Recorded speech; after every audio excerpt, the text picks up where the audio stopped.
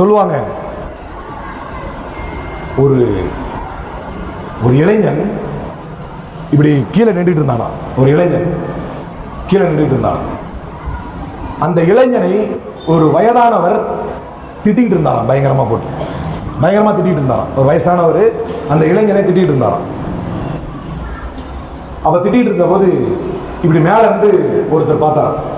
என்ன இது, இளைஞன் வயசானவர் திட்டுறாரு. யூஸ்வலா யங்ஸ்டர்ஸ் திட்டினா என்ன ஆகும்? ஒரு லெவலுக்கு மேல டென்ஷன் ஆயிடுவாங்க. ஏன்பா, ஒரு லெவலுக்கு மேல யங்ஸ்டர்ஸ் என்ன பண்றாங்க, டென்ஷன் ஆயிடுவாங்க. இவர் பார்க்கறாரு, அந்த யங்ஸ்டர் வந்து திட்டு வாங்குறாரு. அந்த அந்த பெரியவர் வந்து திட்டிட்டு இருக்காரு, யங்ஸ்டர் திட்டு வாங்குறாரு. இதை பார்த்து கொண்டிருந்த அந்த நபர் பின்னால கீழே இறங்கி வந்து, இப்பா எனக்கு ஒன்று புரியல, அந்த பெரியவர் உன்னை திட்டுறாரு, நீ சின்ன வயசுக்காரனா இருக்கிற, எப்படி இவ்வளவு திட்ட வாங்கிட்டு நீ அமைதியா இருக்கிற அப்படின்னு சொல்றாரு. அப்போது அந்த இளைஞர் சொல்கிறார், இதுதான் வந்து பவர் ஆஃப் ப்ராஃபெட் ஸல்லல்லாஹு அலைஹி வஸல்லம். அப்போது அந்த இளைஞர் சொல்கிறார்,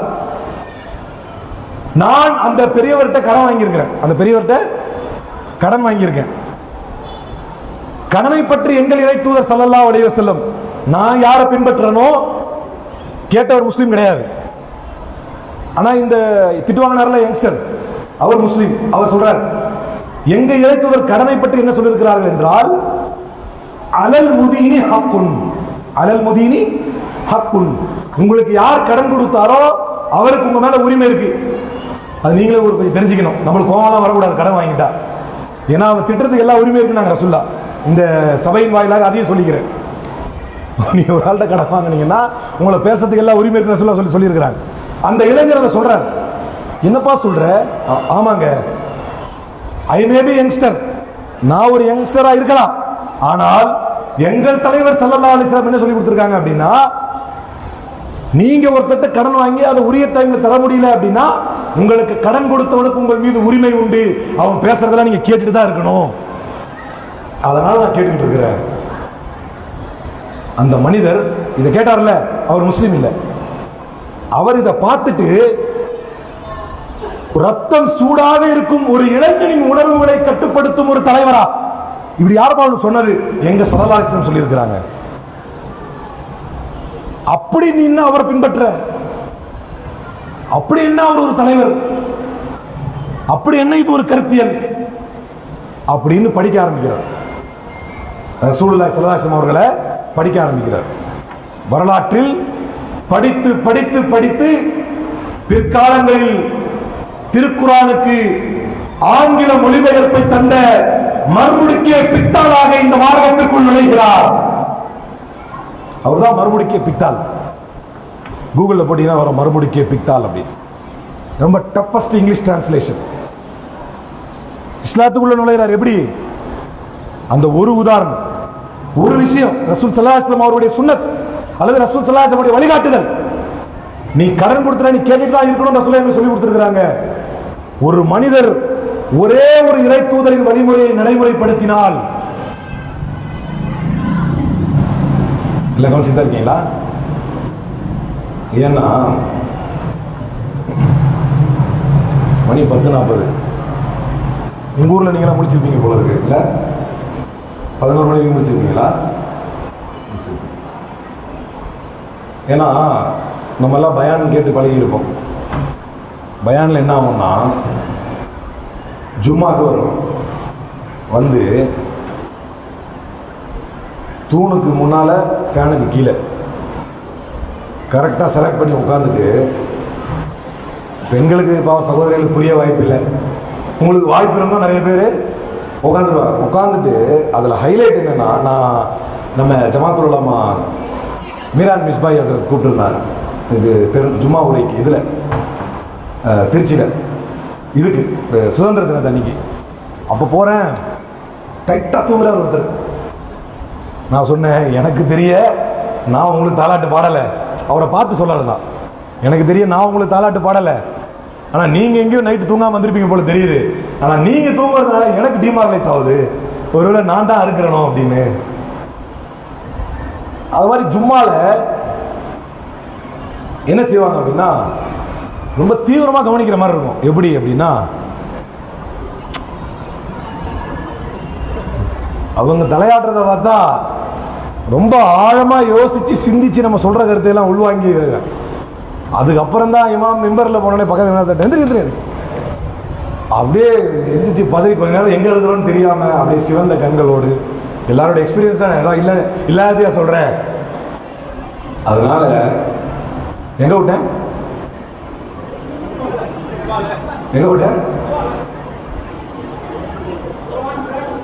குர்ஆன் டிரான்ஸ்லேட் பண்ணார், மறுபடிக்கு பித்தால் அங்க விட்டேன். அப்போ ஒரே ஒரு எளிமையான சுன்னத் அவர் திட்டாலே ஒரு வாங்கிக்கிறார். ஆனால் அது எவ்வளவு பெரிய மாற்றத்தை கொண்டு வந்தது. அதுதான் பவர் ஆஃப் ப்ராஃபெட் ஸல்லல்லாஹு அலைஹி வஸல்லம். அதுதான் அல்லாஹ்வுடைய தூதரின் சுன்னத்துகளுக்கு என்று இருக்கக்கூடிய தனி மதிப்பு. பிற்காலங்களிலே ஹுதைஃபத்துல் யமான் வேறு பல தேசங்களுக்கு மார்க்க பயணமாக, அரசியல் பயணமாக செல்கிறார். அப்படி செல்லும் பொழுது எல்லாரும் உட்கார்ந்து சாப்பிடுறாங்க. அப்படி உட்கார்ந்து சாப்பிடும்போது உணவு பருக்கை விழுது. இவர் என்ன பண்றாருன்னா, அந்த உணவு பருக்கையை எடுத்து, நம்ம அப்படிதான் சாப்பிடணும், அந்த உணவு பருக்கையை எடுத்து வச்சு சாப்பிடுறாரு. அப்ப பக்கத்தில் இருக்கிறவர் சொல்றாரு, என்னங்க இது ரொம்ப ஒரு மாதிரி பார்க்கவே ஆக்வர்டா இருக்கு. பின்னால சொல்றார், இதை இப்படி செய்யலாமா, ஆக்வர்டா இருக்கு அப்படின்னு. அப்போது அவர் பதில் தந்தார், அத்ருக்கு சுன்னத்த நபியினா, அத்ருக்கு சுன்னத்த நபியினா லிஹாவுலாயில் ஜுஹரா.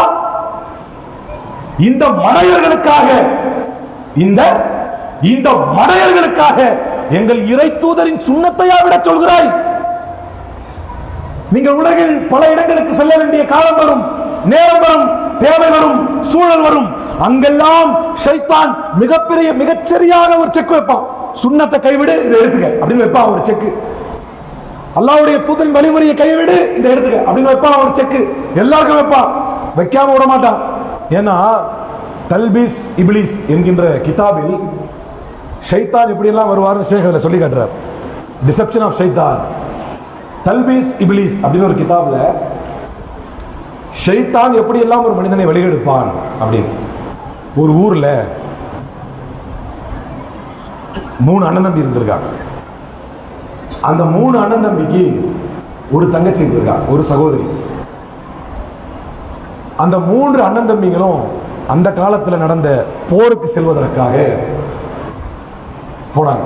அந்த காலத்தில் போருக்கு போனா 1 ஆண்டு 1.5 ஆண்டு திரும்பி வர வேண்டியிருக்கும். தூரகால போர், ரொம்ப தூரம் போகணும். அப்ப ஷேக் அவர்கள் அந்த கிதாபில் சொல்லி காட்டுகிறார்கள், அப்படி ஒரு நல்லடியார் அந்த ஊர்ல ஒரு நல்லடியார் இருந்தாரு. அதே ஊர்ல 3 அண்ணன் தம்பி, அந்த 3 அண்ணன் தம்பிக்கு ஒரு தங்கச்சி. இந்த 3 அண்ணன் தம்பியும் ஊருக்கு போறதுனால தங்கச்சி எங்க விட்டுட்டு போறதுன்னு தெரியல. சரி என்ன பண்ணலாம் ஏது பண்ணலாம் மஷூரா பண்ணிட்டு வேற வழியே தெரியாம அந்த ஊரிலேயே மிகப்பெரிய நல்லடியார், தன்னை மக்களுடைய தொடர்புகளை விட்டும் தன்னை தொடர்புகளை விட்டும் துண்டித்துக் கொண்டு அதிகம் அல்லாஹ்வுடைய இபாதத்தில் இருக்கக்கூடிய ஒரு நல்லடியார், அவர்கிட்ட போய் கேட்கிறார், உங்களை விட்டா ஊர்ல வேற நல்ல மனுஷன் கிடையாது, அதனால எங்க தங்கச்சி நாங்க வரத்துக்கு 1.5 வருஷம் கூட ஆகும் திரும்பி வரத்துக்கு, எங்க தங்கச்சியை நீங்க பாத்துக்கங்க அப்படின்னு. அவரு எடுத்த உடனே என்ன சொல்றாரு, அவுது பில்லாஹி மின் ஃபித்னத்தின் நிசா அப்படிங்கிறார். ஐயோ இந்த வேலை எனக்கு வேணாம் அப்படிங்கிறார். ரொம்ப வற்புறுத்துறாங்க. இல்ல நீங்க தான் பாத்துக்கணும் அப்படின்னு வற்புறுத்துறாங்க. வேற வழி தெரியாம அவர் என்ன சொல்றாரு, சரி ஓகே நான் என்னுடைய வீட்டுடைய மேல் பரணையில இருப்பேன், உங்க வீட்டுக்குள்ள அங்க இருக்கட்டும், ஏதாவது நான் உணவு தயாரிச்சு அதை கொடுக்கிற பொறுப்பை நான் ஏத்துக்கிறேன். அப்படி கொடுக்கறதா இருந்தா நான் தயாரித்து வைத்து பொருளை கொண்டு வந்து அங்க வச்சுட்டு நான் மேல போயிட்டு சொல்லுவேன், உங்க வீட்டுக்குள்ள எடுத்துக்க சொல்லுங்க அப்படிங்கிறார். சரி ஏதோ ஒரு வகையில் ஒத்துக்கிட்டாரு, சந்தோஷம் அப்படின்னு ஓகேன்னு ஒத்துக்கிட்டார். அவர் என்ன பண்றாரு, சமைச்ச பொருளை எடுத்துட்டு வந்து அங்க வச்சுட்டு அங்க போயிடுறாரு. போயிட்டு சத்தம் கொடுத்துறாரு, எம்மா வச்சுட்டேன் எடுத்துக்க அப்படின்ட்டு போயிடுறாரு. அது எப்போ வந்து எடுக்குது எப்போ போகுதுலாம் அவருக்கு தெரியாது. இப்படி கொஞ்ச நாள் போச்சு. போன உடனே அவர் மைண்டில் வந்து ஒரு மைண்ட் வாய்ஸ் கேட்குது. ஒரு மைண்ட் வாய்ஸ் கேட்குது. என்ன கேட்குதுன்னா, பாவம், முகத்தை கூட பார்க்காம இப்படி சாப்பாடு எடுத்துக்கன்னு சொல்றியே, அவ சங்கடப்பட மாட்டாளா? அதனால நீ நின்று அவ எடுக்கிறாளான்னு பார்த்துட்டு போ. இவர் அதனால நின்று, மா இந்த சாப்பாடு வச்சு எடுத்துக்க அப்படிங்கிறார். அவன் வந்து எடுத்துட்டு போறான். சிறிது நாள் போகிறது. இப்போ ஒரு மைண்ட் வாய்ஸ் கேட்குது. நீ எதுக்கு மேல போய் கத்துற? வச்சுட்டு உன் வீட்டு வாசலுக்கு வந்துட்டு அங்க இருந்தே சொல்லலாம்ல, அவங்க தப்பா எடுப்பாங்கல்ல. சரி, அதே மாதிரி செய்வோம்னு அங்க சொல்றாரு. கொஞ்ச நாள் போனோன்னு இப்போ ஒரு மைண்ட் வாய்ஸ் கேட்டுச்சு. என்ன கேட்டுச்சு? அது என்னது வச்சுட்டு இங்கே வந்து சொல்றது, வச்சுட்டு அங்கேயே சொல்லலாம்ல அப்படின்னு. அங்க வச்சுட்டு அங்கேயே சொன்னார். வச்சுட்டு, மா எங்கம்மா இருக்க, எடுத்துட்டு போமா அப்படின்னு சொன்னார். அதுக்கப்புறம் கொஞ்ச நாள் அந்த மைண்ட் வாய்ஸ் சொல்லுச்சு, she is feeling lonely. அந்த மைண்ட் வாய்ஸ் என்ன சொல்லுச்சு? she is feeling lonely அப்படின்னு சொன்னா. அவ தனியா இருக்கா, கொஞ்சம் பேச்சு கொடுக்கலாம்ல அப்படின்னு. திரும்ப அந்த மைண்ட் வாய்ஸ் சொல்லிச்சான், அவள் மீது கை வைக்கலாம் அல்லவா, அவளுக்கு ஒரு முத்தம் தரலாம் அல்லவா. கை வைத்தார், முத்தம் கொடுத்தார், உறவு இருந்தார், குழந்தையும் பிறந்தது. இதுதான் தல்பீஸ் இப்லீஸ்ல ஷேக் அவர்கள் சொல்லி தருவார்கள். எப்படி இருந்த மனிதனை விபச்சாரி ஆக்கி இப்ப என்ன கிடைச்சு என்ன வந்துருச்சு? விபச்சாரத்தில் ஒரு பிள்ளையும் பிறந்துருச்சு. அப்ப அங்கதான் ஷேக் கேட்பாங்க, இத்தோட சைத்தான் விட்டுருவானா? இதோட முடிஞ்ச சைத்தான் வேலை. தூங்குறார், நல்லடியார் தூங்குறார். தூங்கும்போது அதே மைண்ட் வாய்ஸ் வருது. தூங்குறாரு, ஒரு கனவு வருது. போருக்கு போன அந்த சகோதரர்கள் திரும்பி வருவான், வந்து இந்த குழந்தைய பார்ப்பான்.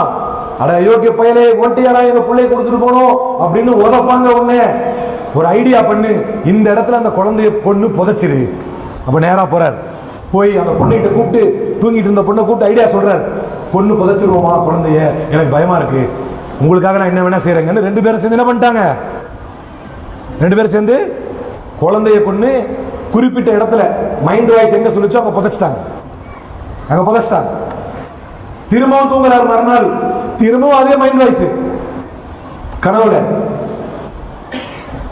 இவளை யாருக்காவது கட்டி கொடுப்பான், இவள் கன்னி அல்ல என்பது தெரிந்துவிடும். அப்போது பிரச்சனை வரும், அப்போது நீ மாட்டிக்கொள்வாய். அதனால் தூங்கிக்கிட்டு இருக்கிற அந்த பொண்ணை கதையை முடிச்சிரு. இதுக்கு முன்னால நல்லடியார் என்னவா இருந்தாருன்னு தெரியாது. அவர் விபச்சாரி ஆனாரு, விபச்சாரத்தை பிள்ளைய பெற்றாரு, அதுல அந்த பிள்ளையும் கொன்னாரு. கொன்னுட்டு ஒரு கொலை முடிஞ்சதா, இப்ப அனுப்பி வைக்கிறான். இப்ப போய் தூங்கிட்டு இருக்க அந்த பொண்ணை கொல்றார். கொன்னு அதே இடத்துல புதைக்கிறார். புதைச்சிட்டு ரிலாக்ஸ் ஆகிறார். அப்பா, எல்லா குற்றத்தையும் மறைச்சாச்சு. எல்லாம் கவனமா கேட்டுக்கணும். எப்படி சைத்தான் நம்மை வெளியெடுப்பான் என்று இறைத்தூதர் ஸல்லல்லாஹு அலைஹி வஸல்லம் சொல்லிக் கொடுத்ததை தல்பீஸ் இப்லீஸ் கிதாபிலே வரிக்கு வரி அழகாக சொல்லித் தருகிறார்கள். அப்பா, நிம்மதி ஆயாச்சு. இனிமே பேர் தப்பிச்சுது, யாரும் நம்மள எதுவும் செய்ய முடியாது. அண்ணன் தம்பிங்க எல்லாம் வர்றாங்க, போருக்கு போனவன் ஒரு 1.5 வருஷம் கழிச்சு வர்றான். அழுகுறார் நல்லடியார். பச்சை பொய்யன் ஆகிறாரு, நயவஞ்சகன் ஆகிறாரு, கொலகாரன் ஆகிறாரு, விபச்சாரி ஆகிறாரு, நடிகனா மாறுறாரு, நடிக்கிறார். அப்படியே ஐயோ தங்கச்சிக்கு உடம்பு முடியாம போயிருச்சு, என்னென்னவோ செஞ்சு காப்பாத்தினேன், முடியாம போயிருச்சு, இந்த இடத்துலதான் அப்புறம் நானே அவங்களுடைய இறுதி காரியம்லாம் பண்ணி நல்லபடியா அடக்கம் பண்ணேன் அப்படின்னு அழுகுறாரு. வந்தவங்க முசாபா பண்ணி, ஐயோ நல்லடியாரே, நீங்க எவ்வளவு நல்ல மனுஷன், எங்க தங்கச்சி நாங்க இல்லாத போது இறந்துட்டா அவளை நல்லபடியா அடக்கம் பண்ணிருக்கீங்களே அப்படின்னு எல்லாம் சொல்லிட்டு போயிட்டாங்க. விபச்சாரி ஆக்கி இரட்டை கொலைகாரனாக்க சைத்தான். இதோட முடிஞ்சிருச்சா சைத்தானுடைய வேலை? முடிஞ்சிருச்சா? இப்ப அண்ணன் தம்பி தூங்குறான், அந்த 3 பேர் இருக்கான்ல, அவன் தூங்குறான். அவன் தூக்கத்துல வருது மைண்ட் வாய்ஸ். இப்ப 3 பேருக்கும் ஒரே மாதிரி கனவு. இந்த குறிப்பிட்ட இடத்தை தோண்டி பாரு, அங்கதான் உன் தங்கச்சி இருக்கு, அந்த தங்கச்சி உடம்பு பக்கத்திலேயே இன்னொரு குழந்தையுடைய பாடியும் இருக்கும், இந்த இரண்டையும் செஞ்சது இந்த நல்லடியார் தான் அப்படின்னு எந்திரிக்கிறான் பதறி 3 பேரும். அண்ணன் என்னென்ன தம்பி என்னன்னு பாக்குறான். அப்ப இவன் சொல்றான், இல்லப்பா ஒரு கெட்ட கனவு, நம்ம நல்லடியார் இருக்காருல்ல அவரை பத்தி ஒரு கெட்ட கனவுப்பா. எனக்கும் கெட்ட கனவு பாவம் அந்த நல்ல மனுஷனை பத்தி. எனது உனக்கும் ஒரே கனவா? உனக்கும் ஒரே கனவா? இது என்னமோ கெட்ட கனவு மாதிரி தெரியலையப்பா, என்னன்னு பாத்துருவோம். நேரா போறாங்க, நல்லடியாரை பிடிச்சு உதச்சி குடிக்கிறாங்க. வாடா அந்த இடத்துக்கு, எங்களுக்கு அந்த இடம் தெரியும், வா. அந்த இடத்தை தோன்றாங்க. தோண்டி பார்த்தா 2 உயிர்கள் புதைக்கப்பட்டிருக்கிறது. அரசரிடம் அழைத்து செல்லப்படுகிறான். அரசரிடம் அழைத்து செல்லப்பட்டவுடன் அரசர் அவருக்கு மரண தண்டனை விதிக்கிறார். யாருக்கு? அந்த நல்லடியாருக்கு. இனிமேல் எங்க நல்லடியார் அவருக்கு மரண தண்டனை. இத்தோட முடிஞ்சிச்ச சைத்தான் வேலை. தாய்மார்களே, அருமை சகோதரர்களே, சின்ன விஷயத்தை வைத்து எப்படி நம்மை இறை தூதரை விட்டும் சைத்தான் பிரிக்கிறான். அந்த சின்ன விஷயத்துல நம்ம காம்ப்ரமைஸ் ஆனதுல இருந்து அது எங்க போய் நிக்குது? நல்லடியார் இப்ப மரண தண்டனை எதிர்நோக்கிட்டு இருக்கார். அப்ப எவ்வளோ நாள் மைண்ட் வாய்ஸ்ல வந்தவன் நேர்ல வர்றான். நேர்ல ஒரு உருவத்துல காட்சி அளிக்கிறான். நான் சொல்ற மாதிரி செஞ்சா உன்னை காப்பாத்துறேன். நீ யாரா அப்படின்னு கேட்கிறார் நல்லடியார். நான் பண்ண பாவத்துக்கு இவ்வளவு பெரிய அசிங்கத்துக்கு ஆளாயிட்டேன், நீ யாரா அப்படிங்கிறார். டேய், முதல்ல நீ சாப்பாடு வைக்க போன போது இங்க இருந்து வேணா கிட்ட வச்சு கொடு அப்படின்னு மைண்ட்ல வந்துச்சா? ஆமா வந்துச்சு. உனக்கு எப்படி தெரியும்? கேட்கறதுக்கு பதில் சொல்லு. வந்துச்சா? ஆமா வந்துச்சு. அதுக்கப்புறம் ஒரு நாள் வீட்டு வாசலுக்கே போனியா? ஆமா போனேன். இது எப்படி உனக்கு தெரியும்? போனியா? ஆமா போனேன். அதுக்கப்புறம் கை மேல வச்சியா? ஆமா வச்சேன். அதுக்கப்புறம் முத்தம் கொடுத்தியா? கொடுத்தேன். அதுக்கப்புறம் குழந்தைய பெத்தியா? அதுக்கப்புறம் அந்த குழந்தைய முதல்ல கொன்னியா? இந்த இடத்துல புதைச்சியா? அதுக்கப்புறம் அந்த பொண்ணை கொன்னியா? புதைச்சியா? ஆமா. இவ்வளவு விஷயம் உனக்கு எப்படி தெரியும்? எனக்கு மட்டும் தானே தெரியும். இவ்வளவு விஷயம் துல்லியமா உனக்கு எப்படி தெரியும்? அடே மடையா, நான் தாண்டா உன்னை படைச்ச ரப்பு, எனக்கு சஜிதா பண்றா அப்படிங்கிறான். அவர் சஜிதா செய்கிறார். அந்த இடத்தை விட்டு அவன் காணாமல் போகிறான். அவனுக்கு மரண தண்டனை நிறைவேற்றப்படுகிறது. அல்லாஹ் அல்லாஹ் அல்லாஹ் என்று அல்லாஹ்வை நினைவு கூர்ந்து கொண்டிருந்த ஒரு நல்லடியாரை போக்கிரியாக்கி, பொறுக்கியாக்கி, பொய்யனாக்கி, கொலைகாரனாக்கி, கடைசியில் அவனை முஷ்ரிக்காக்கி அவனை நரகத்திற்கு எடுத்துச் செல்கிறான் சைத்தான். A small compromise in the tradition of prophet will lead to the hellfire. அல்லாஹ்வுடைய தூதர் சொன்ன வழிமுறைகளை, அல்லாஹ்வுடைய தூதர் எடுத்து காட்டிய நடைமுறைகளை, அல்லாஹ்வுடைய தூதரின் உஸ்வத்துன் ஹசனாக்களை சிறிதளவு மனமு வந்து நாம் புறக்கணிக்கும் பொழுது அது நம்மை நரகத்திற்கு கொண்டு போய் சேர்க்கிறது. அதனால்தான் ரசூலுல்லாஹி ஸல்லல்லாஹு அலைஹி வஸல்லம் அவர்கள் மீது அசைக்க முடியாத, யாராலும் மறுக்க முடியாத அன்பை, நேசத்தை வைத்தார்கள் சஹாபாக்கள். உலகின் ஒரு தலைவர், நீங்க இந்த உலகத்தில் பார்த்திருக்கலாம், ஒரு தலைவர் மறைந்து விட்டால் அவர் உடலுக்கு முன்னாலேயே இவர்கள் நாற்காலிக்கு அடித்துக் கொள்வார்கள். ஆனால் அல்லாஹ்வுடைய தூதருக்கு உடல்நிலை சரியில்லை. யார் தொலை வைக்கணும்? ரசூல் ஸல்லல்லாஹு அலைஹி வஸல்லம் சொல்றாங்க, ஆயிஷா ரலியல்லாஹு கூப்பிட்டு சொல்றாங்க, ரசூல் ஸல்லல்லாஹு அலைஹி வஸல்லம் சொல்றாங்க, அபூபக்கரை தொலை வைக்க சொல்லுங்க அப்படின்னு. அன்னை ஆயிஷா ரலியல்லாஹு அன்ஹா சொல்கிறார்கள், நீங்கள் நின்று தொலை வைத்த இடத்தில் அல்லாஹ்வுடைய தூதருக்கு இயலவில்லை, அந்த இடத்தில் நான் இருப்பதா என்று என் தந்தை நினைத்தால் அவரால் அதை நிறைவேற்ற முடியாது யா ரசூலல்லாஹ் என்று சொல்லி காட்டினார்கள். உண்மையிலேயே இந்த உலகை விட்டு அல்லாஹ்வுடைய தூதர் பிரிந்து விட்டார்கள். ஆனாலும் எவரெல்லாம் அவனுடைய தலையில், கழுத்தில் தலை தங்கக்கூடாது என்று நினைத்தானோ அவன் மட்டும் சொல்லட்டும் அல்லாஹ்வுடைய தூதர் இந்த உலகை விட்டு பிரிந்து விட்டார் என்று புத்தி வேதரித்து போனார்கள் அன்பின் காதலின் மிகுதியில்.